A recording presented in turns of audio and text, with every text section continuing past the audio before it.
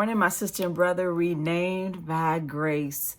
It is now time for us to go in and plunder the enemy's territory. Because we believed God, because we walk in obedience, because we overcame fear with our faith, God is now saying it is time for us to go in and take the plunder and the spoils of our enemies.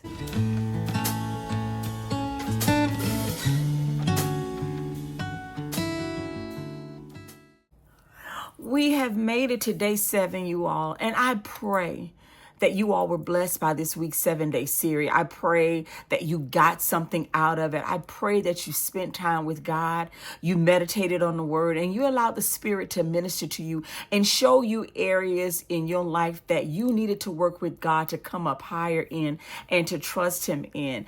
And again, we made it to day 7. And so today I'm going to focus on 2 Chronicles 26 through 30. I'm going to read the focus. And then again, as I always say, I'm going to start it off a little differently. I'm going to start it off with prayer. But our focus is Judah called their valley Berakah, blessing. David named the altar site the house of the Lord. Both turned failure or fear into worship.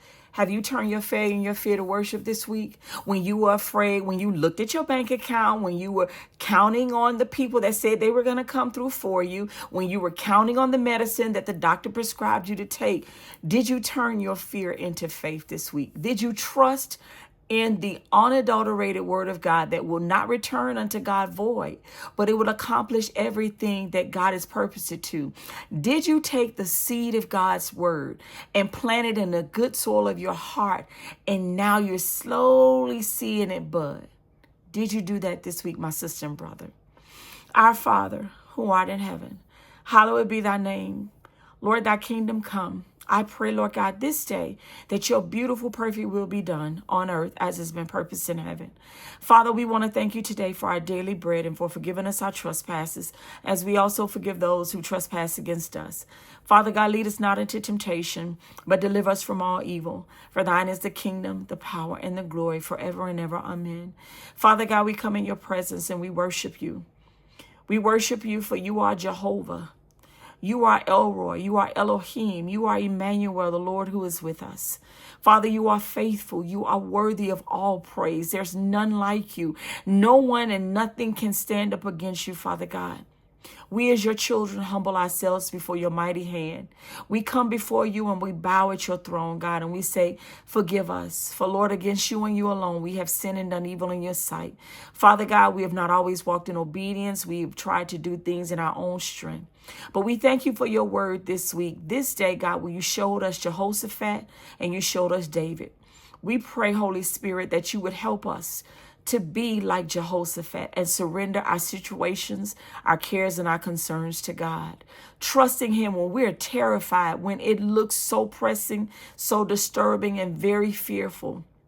We ask you, Holy Spirit, to help us, and to bring back to remembrance our time we spent fellowshipping and meditating on God's word in 2 Chronicles, and also looking at David. Father, we love you.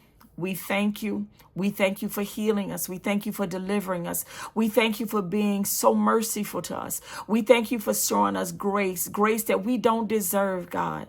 We thank you for blessing our family members. We pray that you would save those that are lost. We pray for our unsaved loved ones, our children that are not saved. Father, we pray right now for our enemies. Help us to love the unlovely. Help us to be the salt and the light of the earth, oh God, that your glory will shine so brightly through us. Have your way in our lives, great God, that you are. Father, I pray a hedge of protection over access today, that God, your presence would be felt there. Lord, as I lay down my burdens and as I take that opportunity to spend time in prayer, consecrating myself to you and only you, Father God, I ask that you would hear my prayer. I ask that you would hear every prayer request that goes up. I pray a covering over Pastor Philip Anthony Mitchell, his family, and all those that are a part of Access, all those that have traveled, God, from afar to be in your presence today. Father, I ask that you would hear each and every one of our prayer requests and that you would bless every prayer request that goes up before you today. Heal us, deliver us. I am personally asking you right now in this moment that God, you would deliver me from fear. You have been good to me.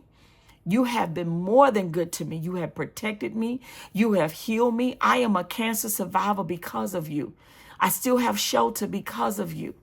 And so, God, I pray right now for every one of my sisters and brothers on the other end of this video, that you would bless them, that you would hear their prayer requests, that, God, you would change their circumstances and situations. I pray that even now, Father, you would go before them, whatever they're faced with this in this upcoming week. I pray that, God, as we embark on our 5-day study of obedience and faith, that whatever the Spirit, the Holy Spirit leads them to do in this week, that they will walk in obedience and they would have faith that whatever the Spirit is saying, that you will accomplish it, God. We thank you, Jesus, for making this available to us, that because of the sacrifice you made on Calvary, we can come boldly to the throne of grace and obtain mercy in our time of need. I want to thank you, Jesus. You didn't have to. Even when it was hard and you cried out in the Garden of Gethsemane, that if it may pass from you, let it be so. But you surrendered your will to the will of the Father. And you said, nevertheless, not my will, but your will be done. Father God, we pray right now for my sisters and brothers and myself, that God, if we face a hard place, and many of us are facing a hard place right now, not as we will, but God, your will be done in our lives, because we know that you love us with an unconditional love. And we know that you have plans for us, plans to prosper us, plans to give us a hope and a future. So we ask today that we walk in courage and boldness, honoring you, God, trusting you in all things. And we walk in expectation next week, God, for what you're going to do. We give you praise. And you, God, you can do it today. We don't have to wait till next week.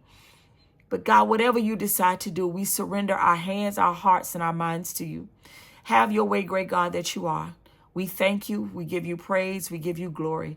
It is in your name, Jesus, that we pray. Amen. My sister and brother, I want to read to you 2 Chronicles 20, verses 26 through 30. I read from the New Living Translation, and it reads, On the 4th day, they gathered in the Valley of Blessing, which God is named that day because the people praised and thanked the Lord there. It is still called the Valley of Blessing today. Then all the men returned to Jerusalem with Jehoshaphat, leading them, overjoyed that the Lord had given them victory over their enemies. They marched into Jerusalem to the music of harps, lyres, and trumpets, and they proceeded to the temple of the Lord. When all the surrounding kingdoms heard that the Lord himself had fought against the enemies of Israel, the fear of God came over them. My sister and brother, who in your life is looking at you, can see that you are afraid and that you have gone to God? Who in your life or surrounding you have seen you go in and take the spoil out of the enemy's camp? Because the enemy tried to come against you. I am one. I am a living witness that the enemy tried to destroy my life. With John 10:10 says the enemy comes but to kill, steal, and destroy. But Jesus came that we may have life and life more abundantly. Going through the childhood trauma that I went through, he tried to take all of that and cause me to walk in self-sufficiency. But the grace and the mercy of God still covered me. Yes, I had to deal with the consequences of going to prison. Yes, I got in relationships that God didn't want me in, and I felt pain and hurt behind them. But God still kept me. I am here today because God kept me. I am an 11-year cancer survivor because God kept me. I am still in my home even after shutting down my business because God kept me. I didn't serve 10 years in that other state after doing 5 years of federal and state time because God said not so, and he kept me. He would not allow the enemy to prevail. Just like Jehoshaphat, I went to him and I cried out to him. I was terrified. Even now with the lawsuits, I told you, God got rid of 14 of them. But he's still fighting for me. What can you look at in your life and say that God has done for you? Listen, I want you this week, as we embark on our next 5-day series journey, I pray that you are blessed. I pray that you want it, not it, but want the word that is in it. and that you read it, you study, you meditate on it, you chew it, you regurgitate it, you salivate on it, and just see how God wants to bless you because of your faith and your obedience. I believe that doors are going to open this week for somebody who will take the word of God serious. Again, who will take the word, plant it as good soil in your heart, and allow it to grow. Jesus said the word of God is seed. It will produce. Every word of God's will produce. And so as the focus says here, Judah called their valley Berakah, blessing. David named the altar site the house of the Lord. Both turned failure or fear into worship. Worship, as we studied this week, look at Jehoshaphat. As you go through fears, as you go through hardships, as you go through situations that are terrifying, I want you to come back to 2 Chronicles 20. Let that be one of the foundations you stand on. Let Isaiah 55 says the word of God will not return unto him void. Let that be your word that you stand on, my sister and brother. The reflection. God transformed the place of fear into a place of fellowship when we return to dependence. When we turn back and depend on him. I am using today an access to pray for my family members and also just to pray that I get back to that place that I'm completely dependent on God. Not my bank account that ain't got much in it. Not this YouTube space that fluctuates up and down. Not my job or my employer. Not any of those things, but I solely depend on God. That is my prayer this week, that my children will also come to know a genuine relationship with God. See, they know God. They read their Bible a little bit. You know, they straddle the fence. They young. They straddle the fence. But I also know God has a perfect time and that we all will turn back to him. And so I can't force it on them. All God tells me to do is pray for them. They don't belong to me. They belong to God. I was just a vessel that he used to bring them here into time. I've nurtured them. I prayed with them. I've done the part that I can. I still love them, and I tried my best to lead them to Christ. They see all that God has done in my life. So they know that he's real because they've seen their mama go through some things, and they see how God has brought me out. So they know that he's real.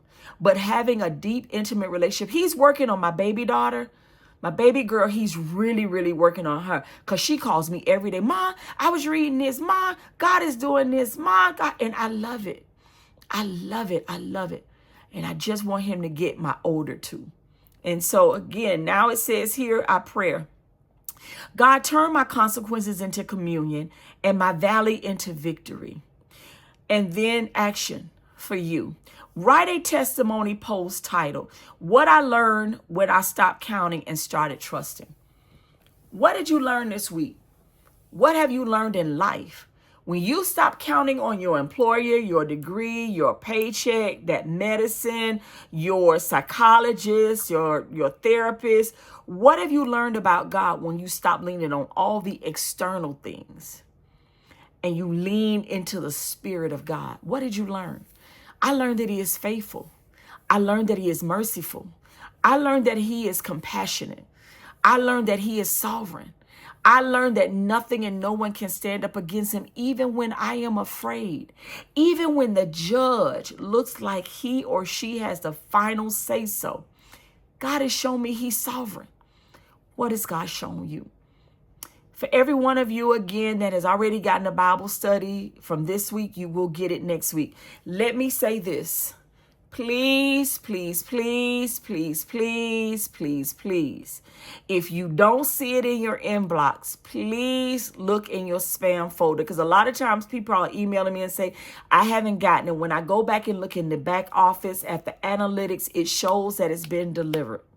Please look in your spam box. For whatever reason, sometimes it's going there. Okay? I have no other way to send it to you. All right. So please, if you don't get it in your inbox, look in your spam box. After you have looked in your spam box, you do not see it. Email me. Email me at tonettemotivation@gmail. That is the only email. Do not email me at abovelimitation. A lot of you are emailing me at other email addresses. I'm not responding to those. I just want to let you know I'm not. I set this one up for that purpose because the other ones that you're responding to has to do with some things dealing with my job as well. So for this space, Bible studies, It is toinettemotivation@gmail.com. TOINETTE motivation@gmail.com.